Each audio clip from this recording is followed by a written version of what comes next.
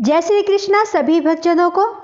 श्री लक्ष्मीपति नारायण की कृपा सदा सदा हम सभी पर बनी रहे। सदा विष्णु भगवान का आशीर्वाद हम सबको मिलता रहे।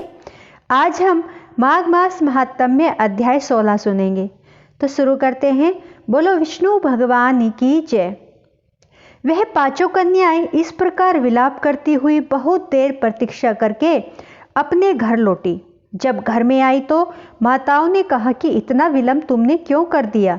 तब कन्याओं ने कहा कि हम किन्नरियों के साथ क्रीड़ा करती हुई सरोवर पर थी और कहने लगी कि आज हम थक गई हैं और जाकर लेट गई।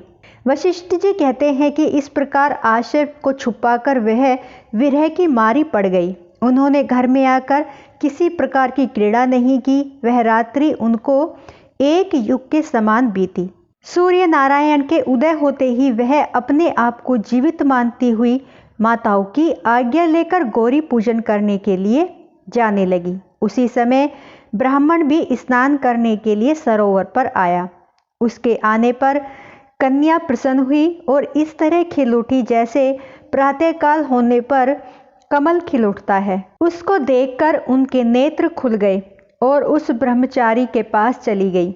आपस में एक दूसरे का हाथ पकड़कर चारों तरफ से उसको घेर लिया और कहने लगी कि मूर्ख, उस दिन तू भाग गया था लेकिन आज नहीं भाग सकता। हम लोगों ने तुमको घेर लिया है। ऐसे वचन सुनकर बाहु पास में बंधे हुए ब्राह्मण ने मुस्कुराकर कहा, तुमने जो कुछ कहा सो ठीक है, परंतु मैं तो अभी विद्या अभ्यास और ब्रह्मचारी हूँ। गुरुकुल में मेरा विद्या अभ्यास पूरा नहीं हुआ है। पंडित को चाहिए कि जिस आश्रम में रहे उसके धर्म का पालन करे। इस आश्रम में मैं विवाह करना धर्म नहीं समझता।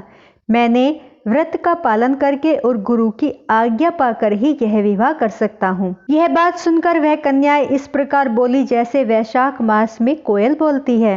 वह कहने लगी कि धर्म से अर्थ और अर्थ से काम और काम से धर्म के फल का प्रकाश होता है। ऐसा ही पंडित लोग और शास्त्र कहते हैं। हम काम सहित धर्म को अधिकता से आपसे पास आई हैं। सो आप पृथ्वी के सब भोगों को भोगिए। उस ब्राह्मण ने कहा कि तुम्हारा वचन सत्य है, किंतु मैं अपने व्रत को समाप्त करके ही विवाह कर सकता हूँ, पहले नहीं कर सकता। तब वे कन्याएं कहने लगी कि तुम मूर्ख हो। अनोखी औषधि, ब्रह्म बुद्धि, रसायन सिद्धि, अच्छे कुल की सुंदर नारियां तथा मंत्र जिस समय प्राप्त हो तब ही ग्रहण कर लेना चाहिए।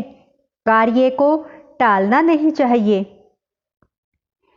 केवल भाग्य वाले पुरुष ही प्रेम से पूर्ण अच्छे कुल से उत्पन्न स्वयं वर चाहने वाली कन्याओं को प्राप्त होते हैं। कहाँ हम अनोखी नारियां, कहाँ आप तपस्वी बालक। यह बेमेल का मेल मिलाने के लिए ही विधाता की चतुराई है। इस कारण आप हम लोगों के साथ गंधर्व विवाह कर लें। इनके ऐसे वचन सुनकर उस धर्मात्मा ब्राह्मण ने कहा कि व्रती रहकर इस समय विवाह नहीं करूंगा। मैं स्वयंवर की इच्छा नहीं करता। इस प्रकार उसके वचन सुनकर उन्होंने एक दूसरे का हाथ छोड़कर उसको पकड़ लिया। सुशील और सुरस्वरा ने उसकी भुजाएं पकड़ी। सुतारा ने आलिंगन किया और चंद्रिका ने उसका मुख चूम लिया, परंतु फिर उसने क्रोधित होकर उनको श्राप दिया कि तुम डायन की तरह मुझसे चिपटी हो, इस कारण पिशाचिनी हो जाओ। ऐसे श्राप देने पर वह डर गई और उसको छोड़कर अलग खड़ी हो गई। उन्होंने कहा कि हम निरपराधियों को व्यर्थ क्यों श्राप दिया। तुम्हारी इस धर्मज्ञता पर धिक्कार है।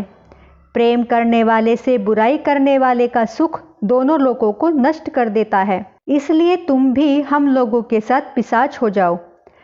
तब वे आपस के क्रोध से उस सरोवर पर पिशाच पिशाचनी हो गए। बस पिशाच पिशाचनी कठिन शब्दों से चिल्लाते हुए अपने कर्मों को भोगने लगे। वशिष्ठ जी कहने लगे कि हे राजन, इस प्रकार वह पिशाच उस सरोवर के इधर उधर फिरते रहे। बहुत समय पश्चात मुनियों में श्रेष्ठ लोमस ऋषि पौष शुक्ला चतुर्दशी को उस अच्छोत सरोवर पर स्नान करने के लिए आए। जब सुधा से दुखी इन पिशाचों ने उनको देखा तो उनकी हत्या करने के लिए गोल बांधकर उनको चारों तरफ से घेर लिया।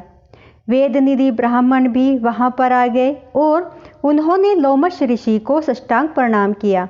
वे पिशाच ऋषि के तेज के सामने ठहर न सके और दूर जाकर खड़े हो गए। वेदनिधि हाथ जोड़कर लोमश ऋषि से कहने लगे कि भाग्य से ही ऋषियों के दर्शन होते हैं।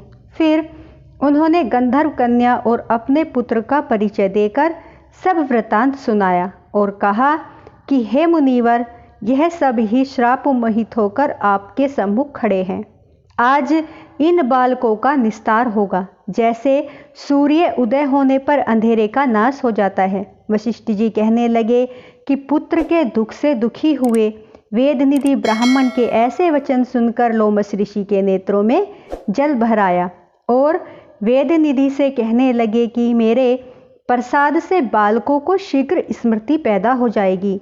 मैं उनका धर्म कहता हूँ, जिससे उनका आपस का ज्ञान विलीन हो जाएगा। वेदनिधि कहने लगे कि हे महर्षि, धर्म को जल्दी ही कहिए, क्योंकि श्राप की अग्नि बड़ी दुख कारक होती है। लोमश ऋषि कहने लगे कि यह सब मेरे साथ नियम पूर्वक माघ स्नान करें, अंत में यह श्राप से छूट जाएंगे। मेरा यह निश्चय है। शुभ तीर्थ में माघ स्नान करने से श्राप का फल नष्ट हो जाता है। 7 जन्मों के पाप तथा इस जन्म के पाप माघ में तीर्थ स्थान पर स्नान करने से नष्ट हो जाते हैं। इस अच्छोद में स्नान करने से अवश्य ही मोक्ष की प्राप्ति होती है। राजशिव और अश्वमेघ यज्ञ से भी अधिक फल माघ मास स्नान से होता है। अतएव संपूर्ण पापों का सहज में ही नाश करने वाला माघ स्नान क्यों न किया जाए। तो बोलो जय श्री कृष्णा।